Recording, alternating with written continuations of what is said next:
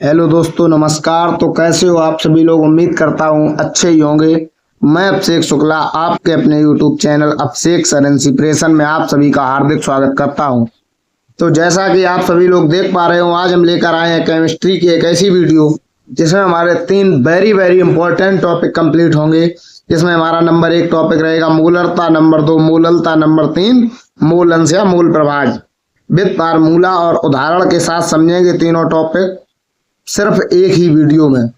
तो जैसा कि हम देख सकते हैं, बोर्ड एग्जाम 2026 के लिए कक्षा 12 केमिस्ट्री अध्याय 1 यानी चैप्टर फर्स्ट बिलियन यानी कि सॉल्यूशन। तो बिलियन चैप्टर से हमारा फर्स्ट टॉपिक है मोलरता यानी मोलैरिटी और मोललता मोलैलिटी और मूल अंश या मूल प्रभाज मूल फ्रैक्शन। तो आप आज हम लोग इस टॉपिक के बारे में बात करेंगे। तो वीडियो को ज्यादा ना बढ़ाते हुए हम अपने वीडियो को शुरुआत करते हैं। तो मोलरता क्या होता है? मोलैरिटी, इसको इंग्लिश में क्या लिखते हैं? मोलैरिटी, MOLLARIT भाई। मोलैरिटी यानी मोलरता क्या है? बिलियन के प्रति लीटर में उपस्थित, बिलियन के प्रति लीटर यानी प्रति माने 1, बिलियन के 1 लीटर में उपस्थित विलेय के मोलों की संख्या बिलियन की मोलरता कहलाती है। मोलरता क्या है? बिलियन के प्रति लीटर यानी 1 लीटर में उपस्थित विलेय के मोलों की संख्या बिलियन की मोलरता कहलाती है। इसे कैपिटल M से प्रदर्शित करते हैं। तो मोलरता की परिभाषा जैसा कि हमने आप सभी को सिर्फ 2 लाइनों में बताई है, वैसे तो एक ही लाइन की है। बिलियन के प्रति लीटर यानी बिलियन के 1 लीटर में उपस्थित विलेय के मोलों की संख्या बिलियन की मोलरता कहलाती है। इसे कैपिटल M से प्रदर्शित करते हैं। तो मोलरता का फार्मूला हमारा हो गया जाके मोलरता capital M is equal to विलेय के मोलों की संख्या अपान बिलियन का आयतन लीटर में।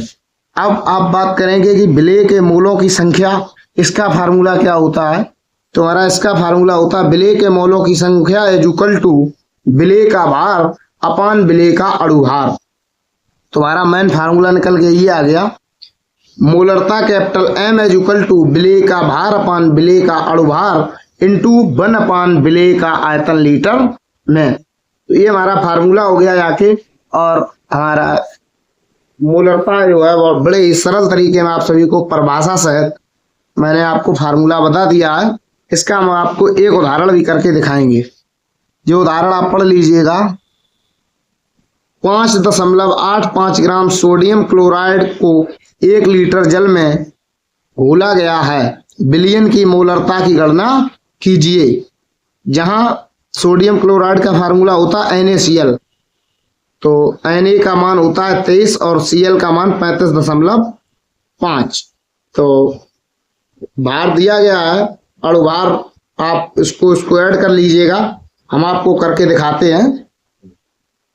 तो क्वेश्चन हमारा था, क्या क्वेश्चन था एक बार देख लो।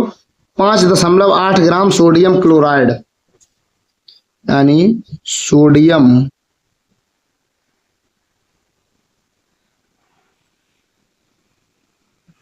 क्लोराइड NaCl क्या हो गया? 5.85 ग्राम। ये हमारा हो गया भार यानी विलेय का भार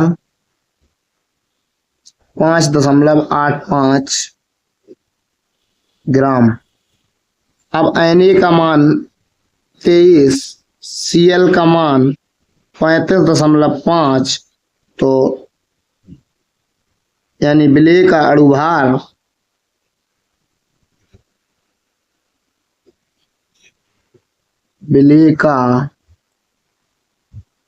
अणुभार बराबर यानी Na का मान 23 और Cl का मान 35.5। तो आप ऐड कर लीजिएगा। तो ये 5 का 5 ही रहेगा, 5 3 यानी दशमलव लग जाएगा, 5 3 8 और 3 2 5 यानी 58.5। ये हमारा हो गया ग्राम विलेय का अणुभार। अब आपको बिलियन का वो आयतन दिया गया है प्रति लीटर, तो 1 लीटर है, वो तो मान ही लो। इसके बाद हमारा मोलरता का फार्मूला लग जाएगा। मोलरता इज इक्वल टू, मोलरता का फार्मूला भी हमने आपको क्या बताया, विलेय का भार अपान विलेय का भार, और बिलियन का 1/बिलियन का आयतन लीटर में। तो ये हमारा फार्मूला हो जाएगा, विलेय का भार अपान विलेय का अणुभार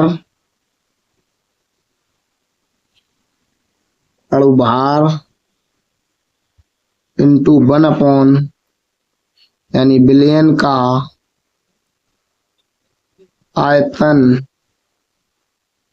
लीटर में। तो हमारा फार्मूला हो जाएगा, यानी मोलरता capital M is equal to 5.85/58.5 into 1 litre है आयतन, तो 1 हो जाएगा। अब इससे ये कट जाएगा, यानी 5.85 का गुणा जब 10 में करोगे तो 58.5 आएगा। तो मोलरता capital M is equal to 1/10, ये 1 का गुणा किसी में करोगे वही बात रहेगी। तो आप ये देख लीजिएगा, इसका इसमें भाग दोगे 1/10, यानी कि 0.1। ये हमारा क्या हो गया, इसका वो मात्रक होता है मोल प्रति लीटर, यानी कि मोल प्रति लीटर। ये हमारा आंसर हो गया। ये हमारा एक पहला टॉपिक मोलरता मैंने आपको सॉल्व करके दिखाया। इसके बाद हमारा अगला टॉपिक आता है मोललता, यानी मोललता क्या होता है। तो आप सभी लोग मोललता की ओर चर्चा करेंगे। मोललता क्या होता है, तो मोललता यानी मोलैलिटी। मोलैलिटी क्या होता है, किसी विलायक के 1 किलोग्राम यानी 1000 ग्राम में उपस्थित विलेय के मोलों की संख्या विलियन की मोललता कहलाती है। ऐसे स्मॉल m से प्रदर्शित करते हैं। यानी मोललता क्या होता है, किसी विलायक, उसमें विलियन की बात की जा रही थी, इसमें विलायक की, किसी विलायक के 1 किलोग्राम, वहां लीटर में बात की जा रही थी, यहाँ किलोग्राम। किसी विलायक के 1 किलोग्राम में उपस्थित विलेय के मोलों की संख्या विलियन की मोललता कहलाती है। इसे स्मॉल m से प्रदर्शित करते हैं। इसका फार्मूला हो जाएगा, मोललता small m is equal to विलेय के मोलों की संख्या अपान विलायक का भार किलोग्राम में। तो इसके बाद हम आगे इसका फार्मूला निकालेंगे। का फार्मूला यानी विलेय के मोलों की संख्या का फार्मूला हो जाएगा, विलेय का भार अपान विलेय का अणुभार। तो हमारा मेन फार्मूला निकल के आएगा, मोललता small m is equal to विलेय का भार अपान विलेय का अणुभार इंटू 1 विलायक का भार किलोग्राम में। इसका भी हम एक सवाल सॉल्व करके दिखाएंगे। यानी 14.625 ग्राम सोडियम क्लोराइड को 250 ग्राम जल में विलेय किया गया है। प्राप्त विलियन की मोललता ज्ञात कीजिए।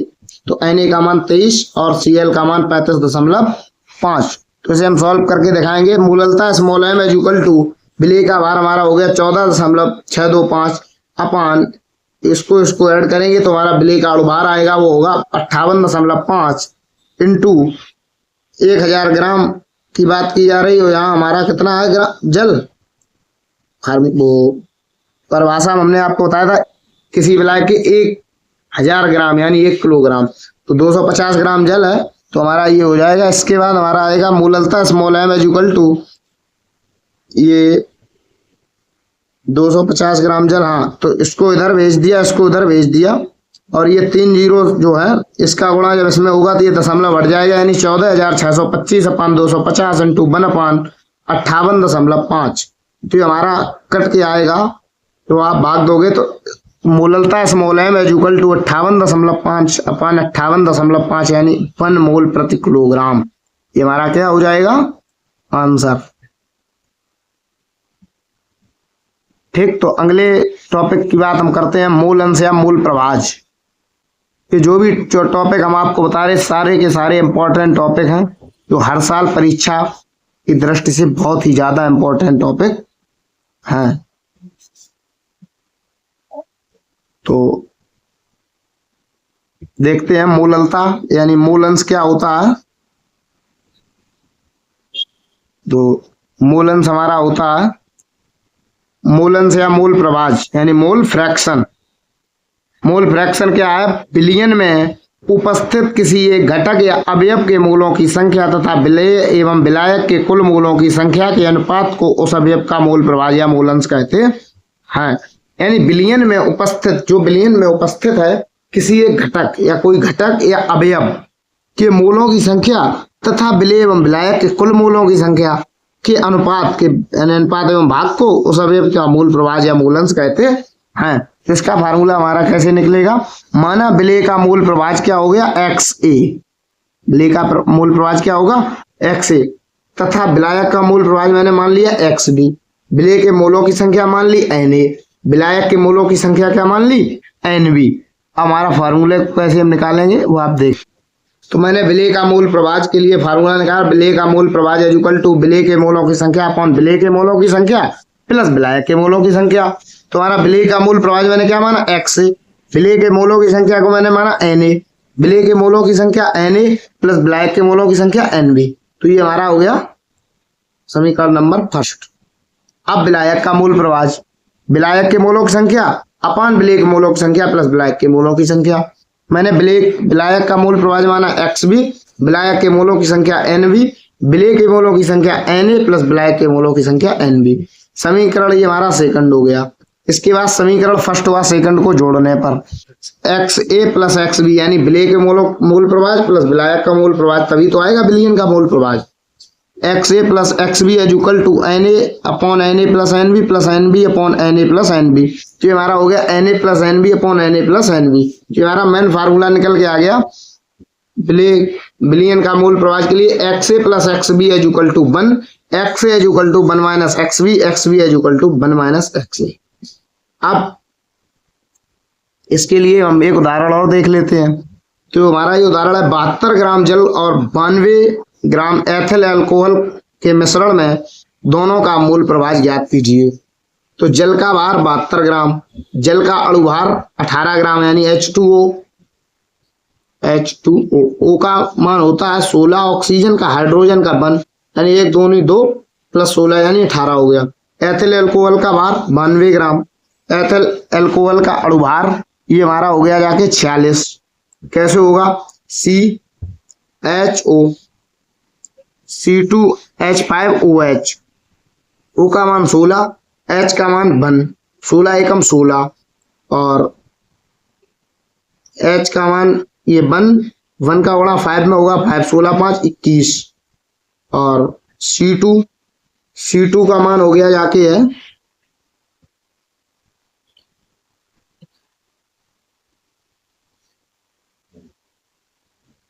ये, तो हमारा फार्मूले के आधार पे ही हमारा कितना आया अणुभार 46। तो आगे इसको देखते हैं। ये हमारा एथिल अल्कोहल का जो अणुभार है C2H5OH, इसका मान C का मान हो गया 12 इंटू 2 प्लस H का मान 1 इंटू 5 प्लस O का मान 16 प्लस H का मान 1, 12 दूनी 24 प्लस 5 एकम 5 plus 16 plus 1 is equal to 46। इसका अणुभार हो गया। तो हमारा हो गया ये कितना? विलेय का अणुभार, विलेय का मूल प्रभाज यानी विलेय का मूल प्रभाज। तो विलेय के मोलों की संख्या, तो विलेय के मोलों की संख्या कितनी है? तो आप विलेय के मोलों की संख्या ज्ञात करने के लिए क्या करोगे? यानी विलेय का भार अपॉन विलेय का अणुभार। तो विलेय का भार हमने बताया था, जल का भार 72 ग्राम जल था और अणुभार इसका आया था 18 ग्राम। फार्मूले का आधार 18 चौको 72 कितना हो गया? विलेय का अणुभार, विलेय का मूल प्रभाज 4। अब विलेय का अणुभार प्लस विलेय का मूल प्रभाज प्लस विलायक का मूल प्रभाज। तो विलायक के मूल प्रभाज के लिए वो एथिल अल्कोहल था 92 ग्राम और इसके फार्मूले के आधार पे अणुभार आया था इसका 46 ग्राम। 46 दूनी 92, तो यानी 4/4 प्लस 2। तो विलेय का मूल प्रभाज जो हो गया जाके है यानी विलेय का मूल प्रभाज इज इक्वल टू विलेय के मोल अपॉन विलेय के मोल प्लस विलायक के मोल। तो विलेय का मूल प्रभाज इज इक्वल टू हो जाएगा 4/6। जब इसको डिवाइड करोगे तो 0.67। या इसी प्रकार विलायक का मूल प्रभाज, विलायक के मूल प्रभाज के लिए विलायक का मूल प्रभाज इज इक्वल टू विलायक के मोलों की संख्या अपॉन विलायक के मोलों की संख्या प्लस विलेय के मोलों की संख्या। तो विलायक का मोल कितना हो गया जाके, यानी 92 ग्राम था। एथिल अल्कोहल 46 का फार्मूले का आधार पर 12 आया, तो 46 दूनी 92, 2 अपॉन ये जो है तो वही होगा विलेय के मोल प्लस विलायक के मोल 4 + 2 यानी 2/6, ये हो गया जाके 0.33। अब जल का मोल प्रभाज ये हो गया और एथिल अल्कोहल का मोल प्रभाज ये हो गया। अथवा हमको अगर हम इस फार्मूले को लगाते, अभी मैंने ये फार्मूला नहीं लगाया, जैसे मैंने जल का मोल प्रभाज निकाल लिया 0.67 आया। अब जल का मोल प्रभाज हमारा x हो गया। अब हमारा फार्मूला है XA + XB = 1। अब XA का मान पता 0.67, तो XB = 1 - 0.67। जब इसको घटाओगे तो इसका मान आ जाएगा 0.33। ये हमारा फार्मूला डिफाइन करेगा। यदि इसका मान यहाँ पुट कर दोगे तो ये मान निकल के आ जाएगा। तो आप सभी लोग हमारा ये जो है मोल अंश और मोल प्रभाज वाला भी टॉपिक कंप्लीट कर लिए होंगे। तो हम वीडियो को यहीं समाप्त करते हैं और हमारे अगली वीडियो आप जिस हिसाब से कमेंट करेंगे उस हिसाब से अगली वीडियो आएगी। आप सभी लोग सपोर्ट बनाए रखिए और चैनल को ज्वाइन कर लीजिएगा, लाइक कमेंट शेयर करते रहिए। और आप लोगों का सपोर्ट हमारे लिए जो है लाभदायक होगा, हम भी आप लोगों के लिए सपोर्ट करेंगे। आप मेरी सभी वीडियो को देखते रहिएगा जिससे कि आपके नंबर बहुत अच्छे आ सके। धन्यवाद।